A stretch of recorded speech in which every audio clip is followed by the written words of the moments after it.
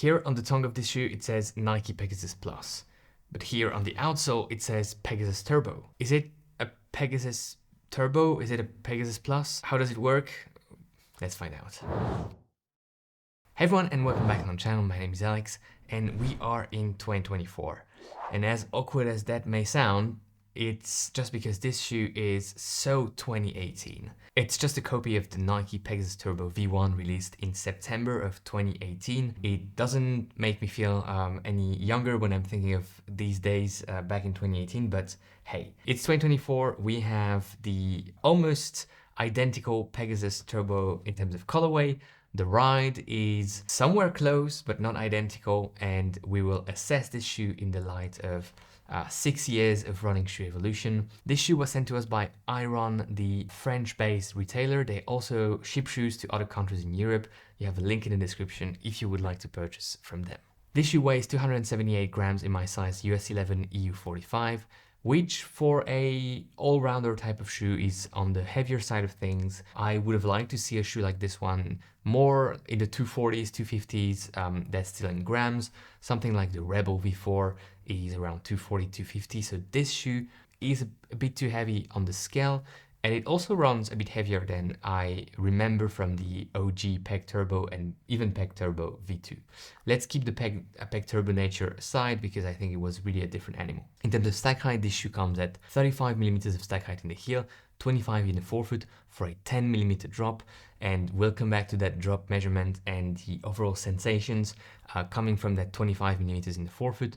Because yes, it has an impact on how things go for this shoe, how it rides, and what it provides in terms of feelings when running.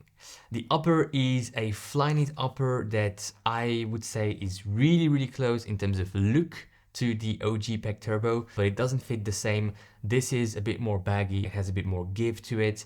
It was built around a last that I think is definitely more suited for the US market, meaning a bit wider, a bit more roomy. I know this is at least what the shoe manufacturers make as a distinction between Japanese last, EU last, and US last. And I'm not sure if the performance-oriented runners in the US would agree with that distinction, but at least let's use that name as it's provided by the shoe manufacturers.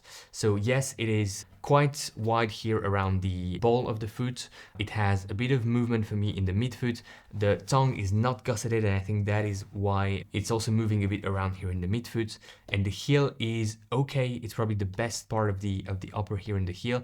You have quite a decent amount of padding. It's really stout. You cannot bend it at all when pushing on it. The insole is removable, and this upper doesn't get a very good rating from me. It's really average, and I would really like to see it a bit more snug, a bit more dialed in when it comes to the fits it offers. The material itself is actually nice, and it's really a matter of fit. That Flyknit material is reinforced. It's not the same Flyknit as you would find on some more performance-oriented shoes, some race day shoes. So it's, you know, that's day-to-day Flyknit, which I think has a good potential. It's just not used the right way on this upper. Looking at the midsole, we have a full Zoom X midsole, which on paper sounds super exciting. There is no stiffening element, no shank like on the Strixfly released in 2021, no plates, no whatsoever. So this is just full Zoom X midsole from heel to toe. I was really excited to see how it rides. It has that Zoom X feel, really bouncy, really explosive, lots of dampening as well, easy compression. It's actually on the soft side of things, especially here in the heel, so very easy to compress. It pushes you forwards. Nice from that perspective, no doubt whatsoever. In the forefoot, it's also Zoom X, but you don't have that energetic toe off that you would expect from Zoom X, especially when comparing to a shoe like the Invincible, which also has a full Zoom X midsole and no stiffening element. I was expecting a bit more at toe off in the shoe, and the issue for me really is the drop, the 10 millimeters and the 25 millimeters in the forefoot. I really have the feeling that I'm running on a very thin layer of foam here in the forefoot.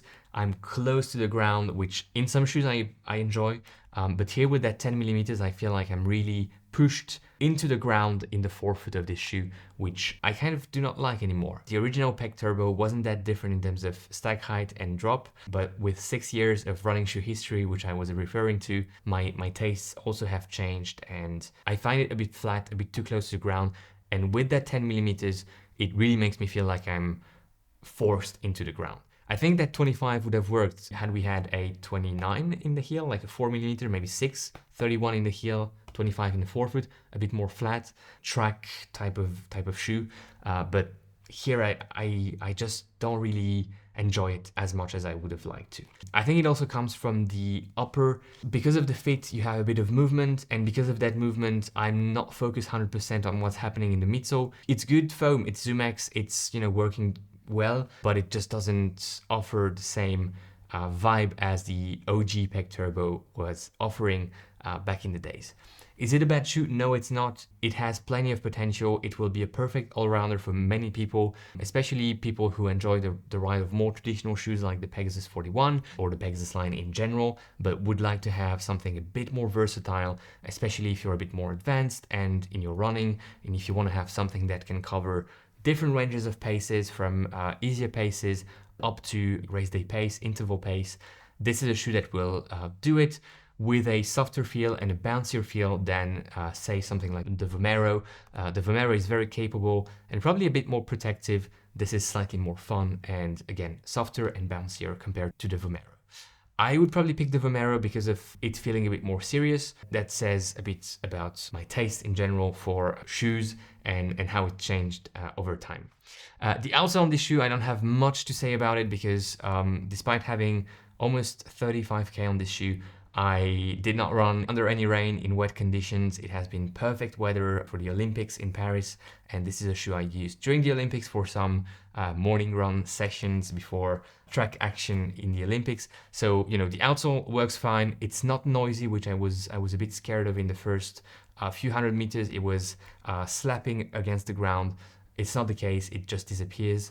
Price point, 180 euros, $180. It's not a bad price point. It's maybe not just the right time to release this shoe, given how the market has changed. And by that I mean, if you are into this type of ride, 180 is a good price point. If you want to spend 180 on a certain type of shoe for your rotation, you have different, better options also available out there on the market. I hope this was useful. Let me know in the comments if you would like a head-to-head against the OG Peg Turbo. It's somewhere in the office, so we can find it and we can provide you with that comparison. Thanks a lot for watching. Enjoy your run today, enjoy your ride, and let's link to the review of the Nike Alpha Fly 3. Why not? Thank you.